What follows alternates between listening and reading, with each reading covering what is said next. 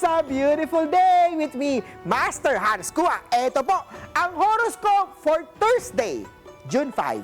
Para sa mga pinanganak ng Year of the Rat, may paparating na good news mula kay partner o kay crush. Yee! Purple at 4. Para naman sa Year of the Ox, iwasan ang pagkain ng mga junk food. Eat healthy. Orange at 9. Punta naman tayo kay Year of the Tiger, be ready sa biglaang gastusin. Pink at 6. Sa mga rabbit naman tayo, bago lumala ang stress, sit back, relax, at mag-enjoy lang. Red at 1.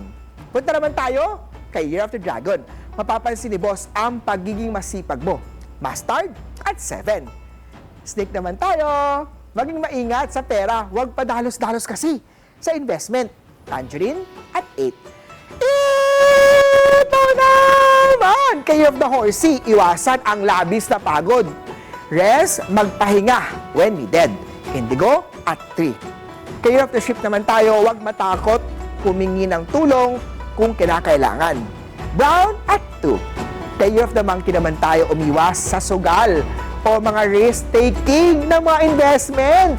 Purple at 4. Kay Rooster naman tayo, i-organize ang task mo para mas maging productive ang trabaho.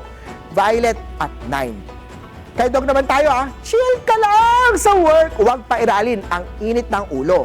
White at 5. At kay of the Pig naman tayo, magandang araw upang pag-isipan ang long-term investment. Orange at 6. Ako po, si Master Hans Kua. Paalala lang ito po ay patnubay lamang. Ang tunay na swerte ay nagsisimula sa pagiging totoo. Abangan araw-araw ang horoscope of the day. Dito lang po sa It's a Beautiful Day!